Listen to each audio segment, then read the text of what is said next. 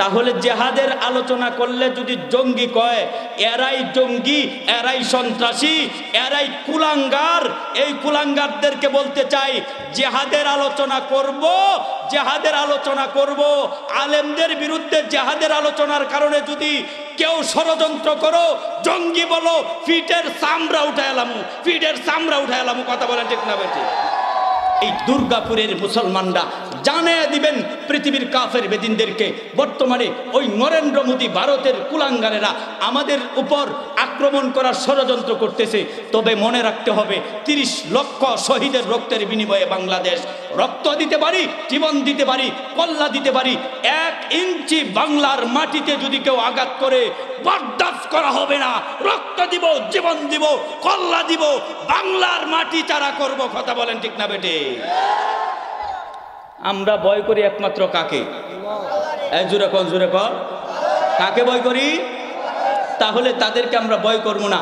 আজকে তোমরা সকলেই একটা স্লোগানের মাধ্যমে ওই কাফের বেদিনদেরকে, ইসলামের শত্রুদেরকে, নবীর শত্রুদেরকে, কোরআনের শত্রুদেরকে, আলেমদের শত্রুদেরকে জানায়া দিতে হবে আমরা মুসলিম জাতি, আমরা একমাত্র আল্লাহকে ভয় করি, আর কাউকে ভয় করি না। নারায়ে তাকবীর, নারায়ে তাকবীর। আল্লাহ কবুল করুন, বলেন আমিন। মনে রাখতে হবে মুসলমান জাতি, আমরা ভয়ের ভীত, ভয় পাওয়ার জাতি আমরা নয়, আমরা বীরের জাতি, আমরা মার খাওয়ার জাতি নয়, দেওয়ারও জাতি। কথা কন, কথা কন, কথা কন। মুহাম্মাদুর রাসূলুল্লাহ মার খাইছেন এই বয়ান হুজুররা বেশি বেশি করে, আমি এটা শুনতে পারি না। খাইছেন এই বয়ান কেন করবেন? দিছেন এই বয়ানটি কেন করেন না? কথা কন না কেন? মার খাওয়ার বয়ান খালি করেন, দেওয়ার বয়ান করবেন কখন? দেওয়ার বয়ানও কিছু করেন? কথা কন না কেন? আল্লাহর নবী খালি মার খাইছে না দিছেও? জোরে কর। আল্লাহর নবীর জিন্দেগিতে 67টা যুদ্ধ হয়েছিল, 27টা যুদ্ধে নবী সশরীরে যুদ্ধের সেনাপতি ছিলেন। তাহলে নবী খালি মার খাইছেন এই বয়ান কেউ মার দিছে এই বয়ানও করে? কথা কও না কে যুবক? কুখ্যাত একজন কাফের উবাই বিন খলফ আল্লাহর নবীকে বলেছিল, হে মুহাম্মদ, তোরে আমি সুযোগে তোরে শেষ করে দিব। আল্লাহর নবী বলছিলেন, না, আমিও তোরে শেষ করব।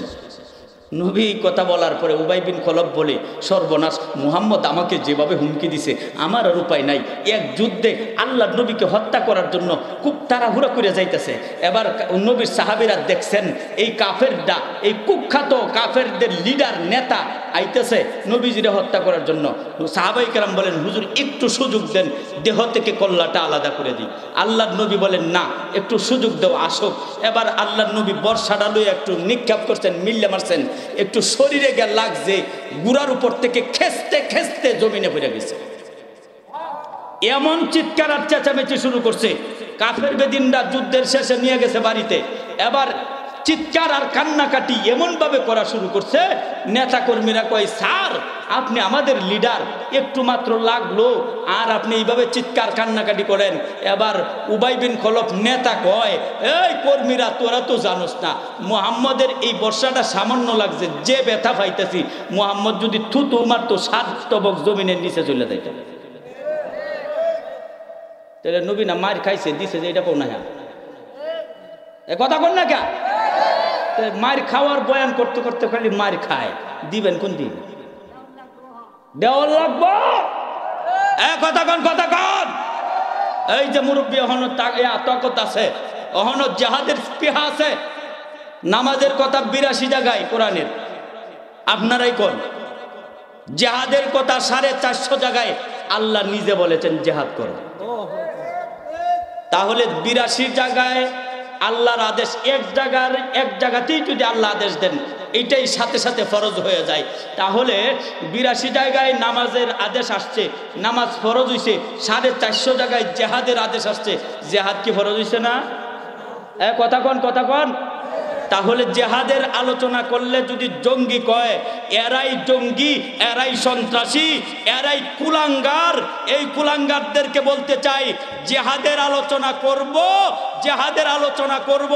আলেমদের বিরুদ্ধে জেহাদের আলোচনার কারণে যদি কেউ ষড়যন্ত্র করো, জঙ্গি বলো, ফিটের চামড়া উঠায় এলাম, ফিটের চামড়া উঠায় এলাম। কথা বলেন ঠিক না বেঠিক?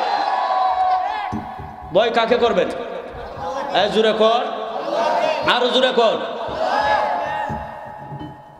আমরা সুযোগ সরল পাইছি। পরিমণি রে এত ধরছে, এইভাবে এইভাবে ধরছে, এত দৌড়া পুলিশ এইভাবে দৌড়া, এই যে এইভাবে দেখছি। পরিমণির ঘরের ভিতরে মদের বার পাইছে, মনে হয় মদের বোতল পাইছে মনে হয় কয়েকশো। এই পরিমণিরে এইভাবে বউয়ের মতো হাতে দৌড়ে দৌড়ে আদালতে উড়াইছে। উড়াইয়া আর আমরার হুজুররা রে হাতের মধ্যে রশি বান্ধিয়া, পায়ের মধ্যে বেরি লাগায়া, ছাগলের মতো টাইনা টাইনা আদালতে উঠাইছে। দেখছেন না? মনে হয়, আমার মনে হয় এই কারণেই আল্লাহর গজব ডাইছে। জোরে কোন, জোরে কোন। এই কারণেই আল্লাহর গজব ডাইছে। কারণ ফেরাউন, নমরুদ, সাদ্দাত, আবু জাহেল, উতবা, সাইবা, এই কাফেররা নবী রাসূলগণের বিরুদ্ধে, সাহাবায়ে কেরামের বিরুদ্ধে তারা সব সময় কুচ্ছা রটনা করত, ষড়যন্ত্র করত।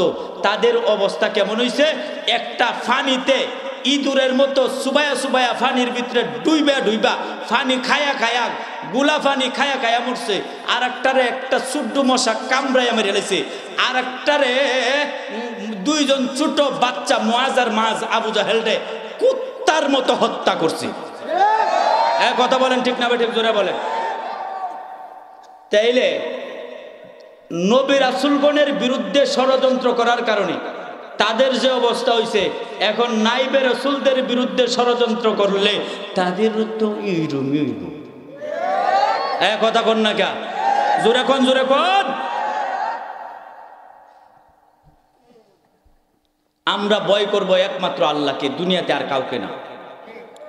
এই যে মুরব্বী চাচা কইছে খাইলে হইতো না, দেওয়ানো লাগবো, এই চাচার ভিতরে হযরত আবু বকরের মতো স্পৃহা আছে। এই শুনেন, যাকাত দিতে অস্বীকার করছে নবী ইন্তেকালের পরপরই। হযরত আবু বকর হযরত উমরের কাছে যায় বলতেছেন, হুজুর, একদল মুসলমান তো যাকাত দিতে চাইতেছে না। উমর, একদল মুসলমান যাকাত দিতে চাইতেছে না, কি করা? উমর বলেন, একটু এখন এত গরম, মানুষটা নরম হয়ে গেছে।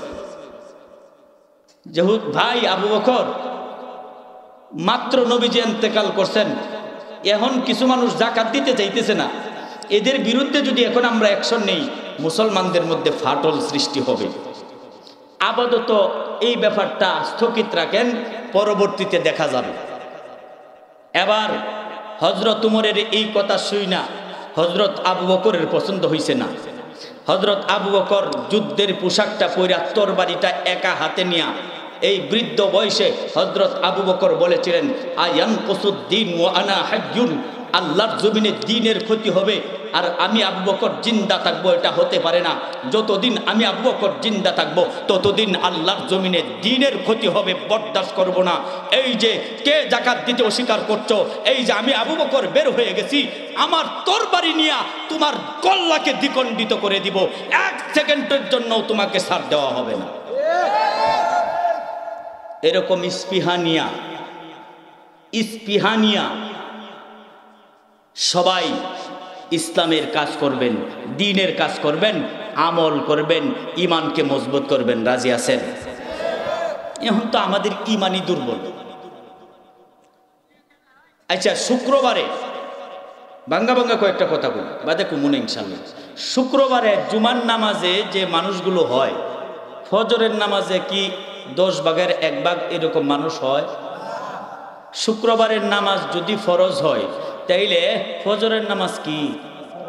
তাইলে শুক্রবারের নামাজ ওয়াজিব। এই শুক্রবারের নামাজ পড়ার জন্য সবাই আমরা যাই, ফজরের ফরজটার জন্য যাই না। কারণটা কি?